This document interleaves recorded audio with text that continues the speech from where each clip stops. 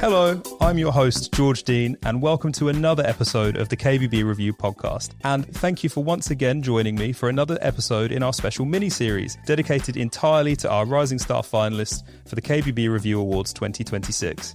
Although that might seem like a long way away, believe me, it really isn't. So between now and February, we're going to be taking you on a quick whistle-stop tour of each and every one of our Rising Star finalists, so they'll all be nice and familiar when we announce the winner at this year's KBB Review Awards.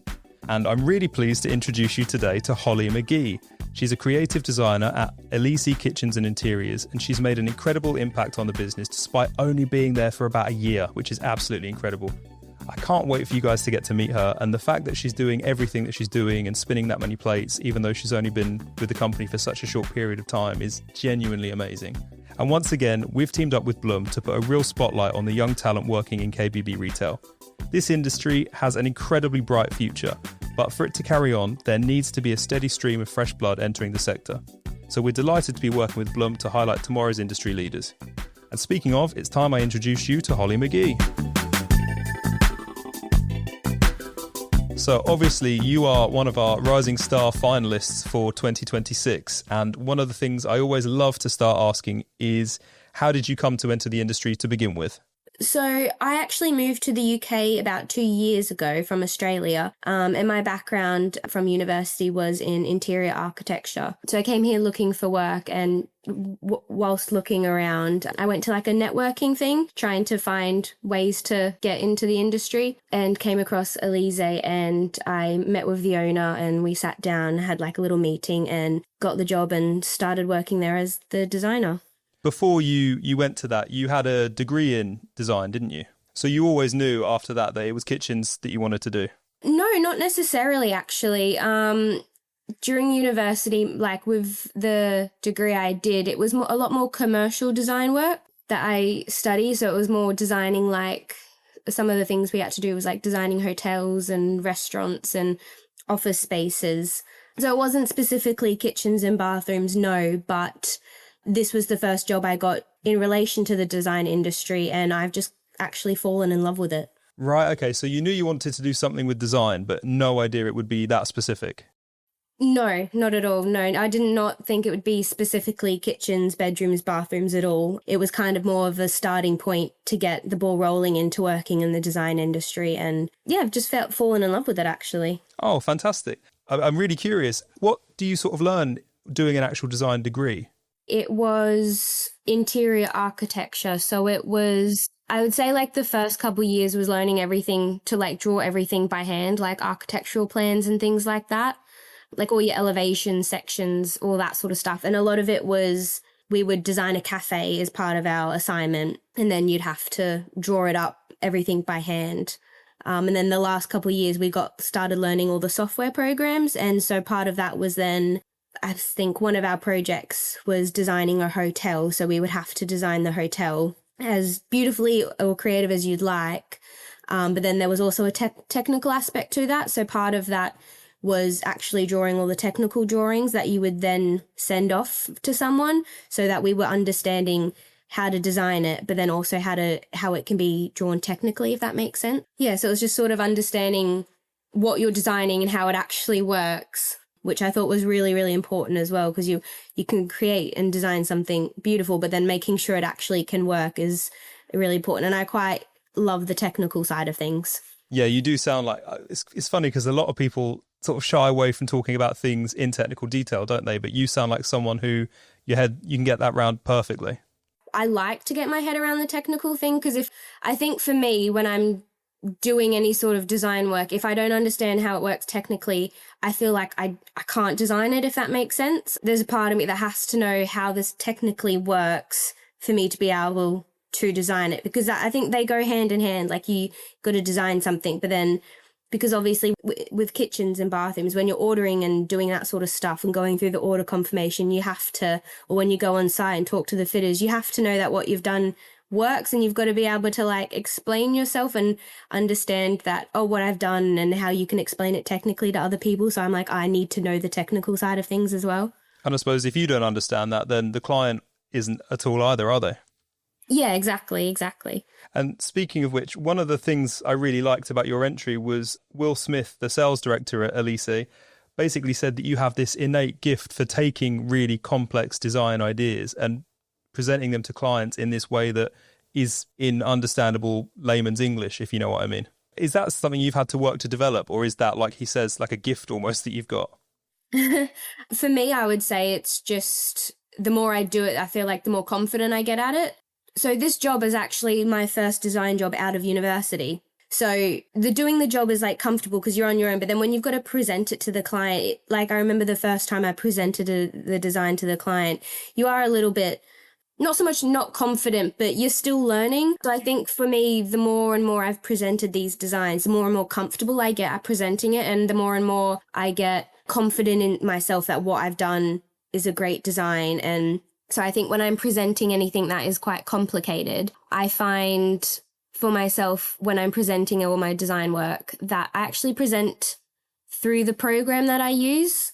And I walk and instead of like presenting like renders or anything like that, I do present that. I start off with that so they can see the renders of what their kitchen or bathroom is going to look like. But for me, I find what is really important is I take them through the actual software program and I walk them around the space.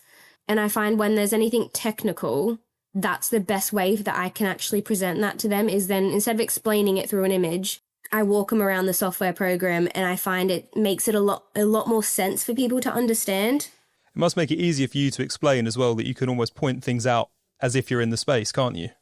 Yeah, exactly. And what I like to do as well is like when I open that program and I walk them around the space, if there is anything really complicated that they don't understand, I just delete it and I draw it for them when I'm presenting it, just so they can understand it from themselves and go, oh, that's how it comes together. Or whilst they're there in that meeting, I'll be like, oh, I can do this. And I just kind of like actually change the design with them in person on the program. And I found that's been a really great tool for all my design meetings that we have. And I found like people are more understanding and they get really intrigued by the program because they're like, oh, I can see it and it's visual and it's their space that like, you know, you've built their room. So they really understand it a little bit more and it feels more real to them. And so that when there is anything complicated, it becomes so much more easy to explain it to them for me. And I guess trying to put myself in like a client's shoes, it must be really nice for them to see something that maybe they're not sure about and go, oh, could we maybe tweak that a little bit or do this instead? And you can in real time go, oh, absolutely, of course, without them needing to go away and you spend a couple of weeks doing it. It must make them feel like they've got a lot of choice. Yeah, exactly. I think one of the other ones is really good is like, if there's something maybe difficult that they want done, maybe it's like something built under a staircase or I'm not quite sure, but or their ceiling's too high or certain things like that. When you're in real time got the program open and you show them how it looks and then you can build it in front of them on that program, they go, oh, that's how that can work. And they understand it more and they can get their head around it a little bit more as well. Yeah, no, it sounds really interesting. And I'm really interested as well in a little bit more about your actual role at Elysee. So I am the creative designer at Elysee. Essentially, I do the design work for the kitchens, the AV media, the bathrooms. Like I do all the design work, but a part of that as well is doing ordering. So once we've won a job, I'll put the order into the manufacturers and it's like the back and forth. I do all the ordering for that as well. Me and Will sit down and we work through that together, scheduling things and fitters. And so, yeah, it's not just design work. There's the design work and then all the admin that comes with it as well. No, I was going to say, it sounds like you've got quite a lot on your plate there, especially for someone who, Will said you've only been with the company for less than a year. Is that right? Yeah, I started there last year in July. So I've just been just over a year now I've been working there. But even still, that's absolutely amazing because I was thinking just the way that you're explaining what you do, you come across as very confident, very in control of what you're saying, which is obviously great when you do that day to day. But then to find out that you're also handling all this ordering and talking with clients as well, that's absolutely amazing that you've got so many plates spinning relatively so early into your career. And it's your first job in this sector as well, isn't it? It is, yeah. When I first started this job, I kind of started it as doing admin and then with like admin and design. So I was doing them both because design is naturally at the heart of what I want to do. It's the thing I love the most. I just kind of naturally just started doing more and more of it. that's really amazing. And I think speaks volumes about where you're likely to go, which leads on to my next question. Where do you see yourself maybe in 5 or 10 years? Specifically, I'm not entirely sure, if I'm being honest. Still designing, absolutely. That has always been, for me, what I want to do is just design work. Whether it's kitchens, bedroom, bathrooms, I'm not entirely sure. If it is, fantastic. Because there's always, for me, I'm like, if I'm still designing kitchens and bathrooms, that's still design work, and there's still so much to learn. Like you said, I've only been doing this for a year, so there's a lot you can learn in a year, but there's also a lot you can learn in 5 years. So I imagine in 5 years' time that I'm probably, maybe, I don't know, still obviously doing design work, but yeah. I'm not entirely sure, to be honest. Honestly, I would have been really concerned if you'd said, oh, in 10 years, I'm going to be XYZ, and you had a really clear plan. That would have been absolutely terrifying. No, as long as I'm still designing, that's all that matters to me, to be honest. If you had a background in commercial design, is there anything where you've gone to kitchens and bathrooms and living spaces? Obviously, commercial spaces tend to be a lot bigger, don't they? So has it been a challenge doing kitchens and bathrooms and bedrooms? Yeah, it has. So for me, I think the challenge was during the university and you're doing all those commercial projects. A lot of them aren't necessarily specifically kitchens. They aren't specifically bathrooms. So you might be designing, I don't know, we may have designed a cafe, but that's more like there's not specific things that are related. So with the kitchens and bathrooms, there's so many, I wouldn't say rules, because there's not really any rules in design. It's up to however creative you want to be. But there are certain things that you've got to do and certain things you've got to be aware of. And I think that also comes down to the technical side of things. There's the technical side of things that you need to know and understand. So I think with the commercial side of the design work, it is somewhat different, yes. It's very specific to kitchens and it's very specific to bathrooms. No, I know what you mean. There's different principles, aren't there? Yeah, yes, that is exactly what I was getting at. And I mean, I don't know if you've seen the entry that Will sent in to us for you this year. One of the things I absolutely loved near the end was he said, she's instinctive in her design understanding, and this is not something I believe you can learn. And I think after talking with you, I see what he means, because you can talk so clearly about the design elements you're talking about. And like you just said, what sets kitchen and bathroom and bedroom design apart from other kinds of design. And it is as if you have this innate ability for design, which is an incredible thing to see. Thank you. I think for me, I've always wanted to do design work, so there's always a passion for me there. And I think for me as well, there's always a passion to learn. I love learning and seeing what other people do because it gives you like inspiration.